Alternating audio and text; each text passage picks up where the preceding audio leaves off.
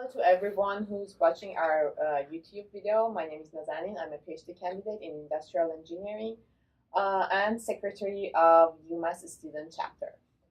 It's our pleasure to have Dr. Paraszczak, who currently works as consultant to IBM Corporate Communication and Corporate Affairs Group.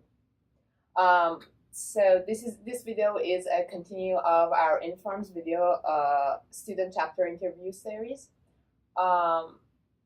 Thank you for being here and thanks for your time. So I'm going to start with a question that we know that you have both experience of being in industry and academia, but mostly you have focused in industry. Yeah. So what aspects do you like or dislike in each of them? I think one of the great things about being in a rather unique environment, which is the IBM Research Division, is that not only do you get to work with people who are far smarter than you in all kinds of domains, everything from hardware, from quantum systems to social media to large enterprise systems, but you get to meet and challenge yourself with problems that have never been solved before. So, it's not just industry, it's a very specific kind of industry, which is the research division. Now, the difference between IBM research and academic environment is you get to do the research, but the question is always, how is the company going to benefit from it? What new ideas are going to create in what new markets? And, the company takes a risk by saying, okay, we're going to go forward with this set of ideas to try to create that market. So you see fairly soon that the things that you worked on as a scientist, engineer in academia, you're now in the research division. You now get to see, okay, so those ideas were pretty good. But the salesman that came along and said, can we do this? And you go, what? And then you say, holy smoke, I never thought about that. And all of a sudden, a new avenue opens up. So that's a really, really good thing about it. Academia is good because of its formality. It makes you follow a certain process, makes you follow a certain understanding that's been, to some degree, created before, but something that you add to as well. But also academia, I see more and more that it's looking to see how it can be relevant.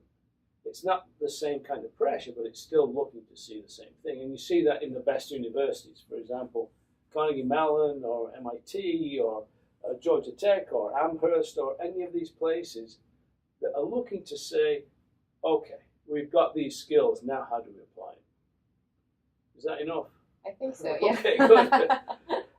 So do you have any specific advice for especially PhD students who will soon be on job market to decide what would be their best path? I would say, look at the big picture. So what's the big picture?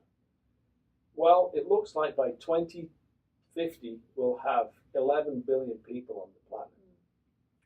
Look at what we discussed before, which was how much space is there for each person, and how can that space and the activity be optimized in that environment.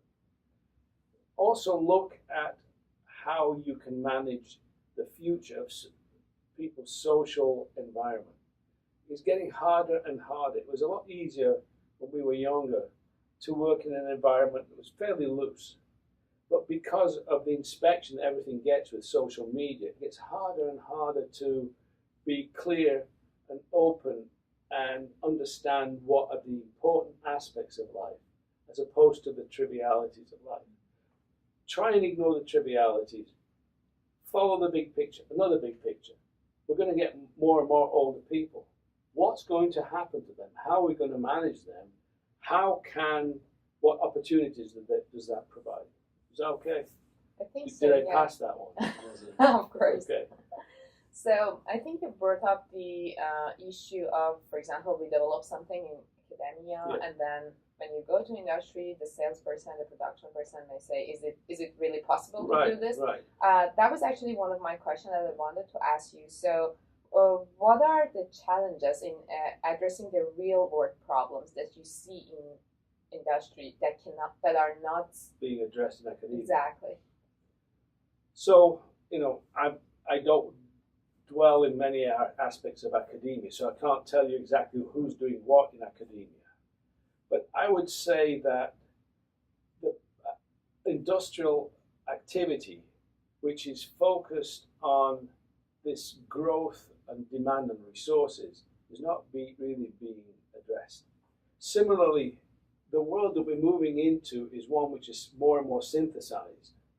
And if truth is something that we rely on as a foundation for what we decide to do, what can we do to preserve that truth? So, for example, we're able to synthesize what people look like, what people do, how they behave. In fact, this whole interview is a synthesis. I'm not really here. I'm joking, of course, but it's possible to do that almost now.